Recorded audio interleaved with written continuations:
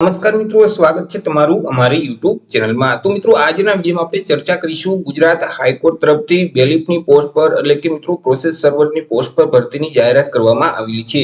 તો આ ભરતી વિશે આપણે તમામ પ્રકારની માહિતી એક જ વિડીયોમાં મેળવશું, પરંતુ તે પહેલા વિડીયો ગમે તો લાઈક ને શેર કરી દેજો, ચેનલમાં નવા હોય તો ચેનલને સબસ્ક્રાઇબ કરી દેજો। તો ચાલો મિત્રો વિડીયોની શરૂઆત કરીએ।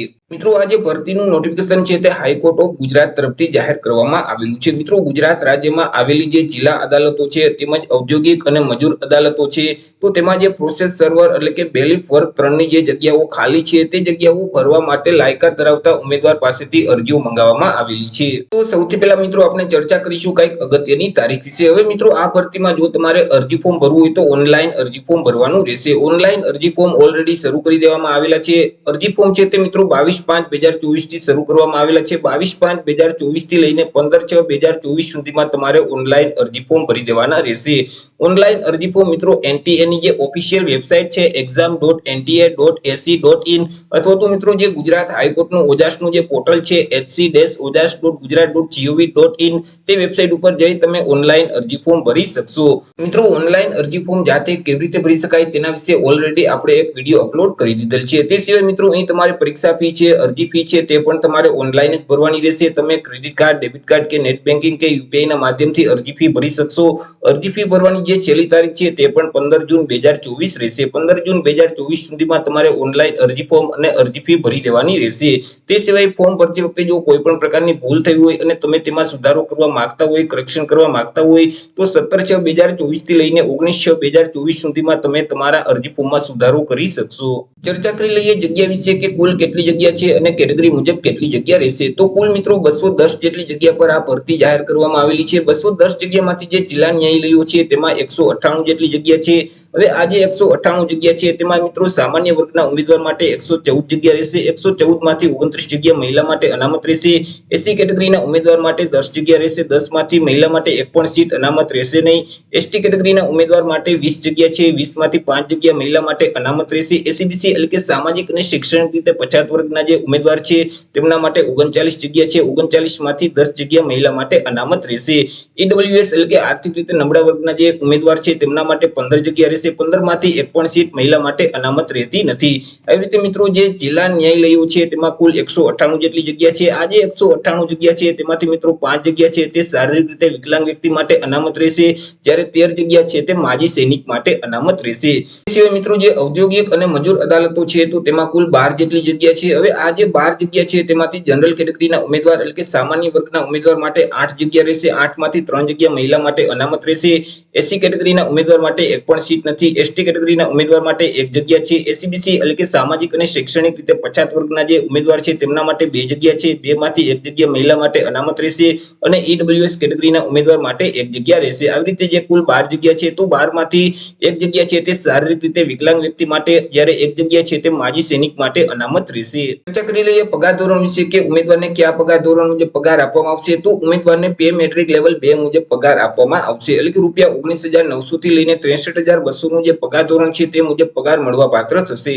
વાત કરી લઈએ લાયકાત વિશે એટલે કે એજ્યુકેશન ક્વોલિફિકેશન વિશે, ઉમેદવારની શૈક્ષણિક લાયકાત કેટલી હોવી જોઈએ। તો અહીં મિત્રો અરજી ફોર્મ ભરવાની જે છેલ્લી તારીખ છે એટલે કે 15 જૂન 2024 ને ધ્યાનમાં રાખી ઉમેદવારોએ કોઈ પણ સરકાર માન્ય બોર્ડમાંથી ધોરણ 12 ની પરીક્ષા અથવા તો તે સમકક્ષની પરીક્ષા પાસ કરેલ હોવી જોઈએ।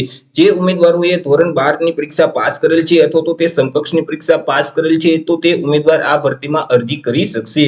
તે સિવાય મિત્રો ઉમેદવારને સાયકલ ચલાવવાનું જ્ઞાન હોવું જોઈએ અથવા તો મિત્રો દ્વિચક્રીય વાહન ચલાવવાનું ડ્રાઇવિંગ લાયસન્સ છે તે ઉમેદવાર પાસે હોવું જોઈએ।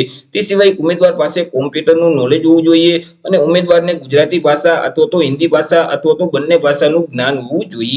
ચર્ચા કરી લઈએ એજ લિમિટ એટલે કે વય મર્યાદા વિશે। અરજી ફોર્મ ભરવા માટે ઉમેદવારની ઉંમર કેટલી હોવી જોઈએ। તો અહીં મિત્રો ઓનલાઈન અરજી ફોર્મ ભરવાની જે છેલ્લી તારીખ છે એટલે કે 15 જૂન 2024 ને ધ્યાનમાં રાખી ઉમેદવારે પોતાની ઉંમરની ગણતરી કરવાની રહેશે। 15 જૂન 2024 ના રોજ ઉમેદવારની ઉંમર છે તે ઓછામાં ઓછી 18 વર્ષ અને વધુમાં વધુ 33 વર્ષની હોવી જોઈએ। પરંતુ અનામત વર્ગના જે ઉમેદવાર છે તેઓને સરકારશ્રીના ધારાધોરણો મુજબ છૂટછાટ આપવામાં આવશે, જેમ કે તમામ અનામત વર્ગના જે પુરુષ ઉમેદવાર છે અને મહિલા ઉમેદવાર છે તેઓને 5 વર્ષની છૂટછાટ આપવામાં આવશે। તે સિવાય મહિલા ઉમેદવારોને 5 વર્ષની છૂટછાટ અલગથી આપવામાં આવશે। તે સિવાય મિત્રો હેન્ડીકેપ ઉમેદવાર છે તેઓને 10 વર્ષની છૂટછાટ આપવામાં આવશે। માજી સૈનિક છે તો તેઓએ જે સંરક્ષણ સેવા બજાવેલ છે તે ઉપરાંત 3 વર્ષની છૂટછાટ આપવામાં આવશે। તે સિવાય બાકી જે તમામ ઉમેદવાર છે તે 15 જૂન 2024 ને ધ્યાનમાં રાખી તેમની ઉંમર ઓછામાં ઓછી 18 વર્ષ અને વધુમાં વધુ 33 વર્ષની હોવી જોઈએ. ચર્ચા કરી લઈએ મિત્રો પરીક્ષા ફી વિશે. કયા ઉમેદવારોએ કેટલી પરીક્ષા ફી ભરવાની રહેશે? તો તમામ ઉમેદવારોએ અહીં પરીક્ષા ફી છે તે ભરવાની છે, કે જેમાં સામાન્ય વર્ગના ઉમેદવાર એટલે કે જનરલ કેટેગરીના જે ઉમેદવાર છે તેઓએ પરીક્ષા ફી તરીકે ₹1500 પ્લસ જે બેંકનો સર્વિસ ચાર્જ લાગે તે અલગથી ચૂકવવાનું રહેશે. તે સિવાય અનામત વર્ગના તમામ ઉમેદવાર છે, માજી સૈનિક છે, હેન્ડીકેપ ઉમેદવાર છે, તો તેઓએ પરીક્ષા ફી તરીકે ₹750 ભરવાના રહેશે, પ્લસ જે બેંકનો સર્વિસ ચાર્જ લાગે તે અલગથી ચૂકવવાનો રહેશે. તમામ ઉમેદવારોએ પરીક્ષા ફી છે તે ઓનલાઈન જ ભરવાની રહેશે.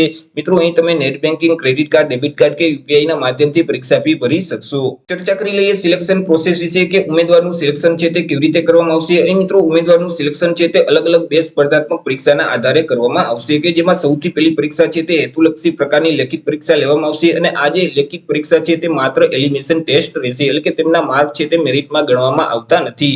મિત્રો આ જે હેતુલક્ષી પ્રકારની જે લેખિત પરીક્ષા છે તે કુલ 100 માર્કની રહેશે. એક પ્રશ્નનો 1 માર્ક, એવી રીતે કુલ 100 માર્ક પૂછવામાં આવશે. અને મિત્રો આ જે પરીક્ષા છે તે લખવા માટેનો જે સમયગાળો છે તે તમને 90 મિનિટ આપવામાં આવશે, એટલે કે 1 કલાક અને 30 મિનિટનો સમયગાળો આપવામાં આવશે. આ પરીક્ષા છે તે મિત્રો ગુજરાતીમાં જ લેવામાં આવશે, પરંતુ માઇનસ પરથી લાગુ પડશે. જો તમે OMR શીટમાં ખોટો જવાબ ટીક કરશો અથવા તો એક કરતા વધારે વિકલ્પને ટીક કરશો તો તેવા સંજોગોમાં 0.33 માર્ક માઇનસ કરી દેવામાં આવશે. મિત્રો અહીં જે પ્રશ્નપત્ર આપવામાં આવશે તેમાં કયા વિષયમાંથી પ્રશ્ન પૂછવામાં આવશે? તો કે ગુજરાતી ભાષા છે, સામાન્ય જ્ઞાન એટલે કે જનરલ નોલેજ છે, ગણિતમાંથી પ્રશ્ન પૂછવામાં આવશે, રમતગમતને લગતા પ્રશ્ન પૂછવામાં આવશે, રોજબરોજની ઘટના એટલે કે કરંટ અફેરને લગતા જે પ્રશ્ન છે, કોમ્પ્યુટર નોલેજને લગતા પ્રશ્ન છે તે પૂછવામાં આવશે. અને આ પરીક્ષામાં પાસ થવા માટે તમામ ઉમેદવારોએ ઓછામાં ઓછા 50% ફરજિયાત લેવાના રહેશે, એટલે કે 50 માર્ક ફરજિયાત લેવાના રહેશે. આગળ મિત્રો બીજા તબક્કામાં વિદ્યાર્થીની મુખ્ય લેખિત પરીક્ષા લેવામાં આવશે, કે જે વર્ણનાત્મક પ્રકારની રહેશે, અને આ પરીક્ષા છે તે કુલ 100 માર્કની લેવામાં આવશે, અને પરીક્ષા માટે 3 કલાકનો સમયગાળો આપવામાં આવશે. આ પરીક્ષાની ભાષા છે તે પણ ગુજરાતી ભાષા જ રહેશે, કે જેમાં મિત્રો ફકરા ઉપરથી પ્રશ્નના જવાબ આપવા, એક વાક્યમાં પ્રશ્નના જવાબ આપવા, અહેવાલ લેખન છે, પત્ર લેખન છે, નિબંધ લેખન છે, ટૂંક નોંધ છે, તેવા પ્રશ્ન પૂછવામાં આવશે. મિત્રો આ પરીક્ષામાં પાસ થવા માટે જે અનામત વર્ગના તમામ ઉમેદવાર છે, માજી સૈનિક છે, હેન્ડીકેપ ઉમેદવાર છે, તો તેઓએ ઓછામાં ઓછા 45 માર્ક ફરજિયાત લેવાના રહેશે. તે સિવાય સામાન્ય વર્ગના જે ઉમેદવાર છે તેઓએ પાસ થવા માટે ઓછામાં ઓછા 50% ફરજિયાત લેવાના રહેશે. ત્યાર પછી અંતે મિત્રો એક પસંદગી યાદી તૈયાર કરવામાં આવશે, એટલે કે મેરિટ લિસ્ટ તૈયાર કરવામાં આવશે, અને મેરિટમાં જે મુખ્ય લેખિત પરીક્ષામાં જે માર્ક મેળવેલ છે તેના આધારે એક મેરિટ લિસ્ટ તૈયાર કરવામાં આવશે.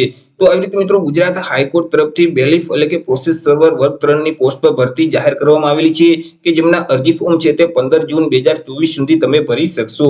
તો આશા રાખું છું વિડીયો પસંદ પડ્યો હશે. વિડીયો પસંદ પડ્યો હોય તો લાઈક અને શેર કરી દેજો. ચેનલમાં નવા હોય તો ચેનલને સબસ્ક્રાઇબ કરી દેજો. ફરી મળીશું એક નવા ટોપિક સાથે એક નવા વિડીયોમાં. ત્યાં સુધી જય હિન્દ, વંદે માતરમ.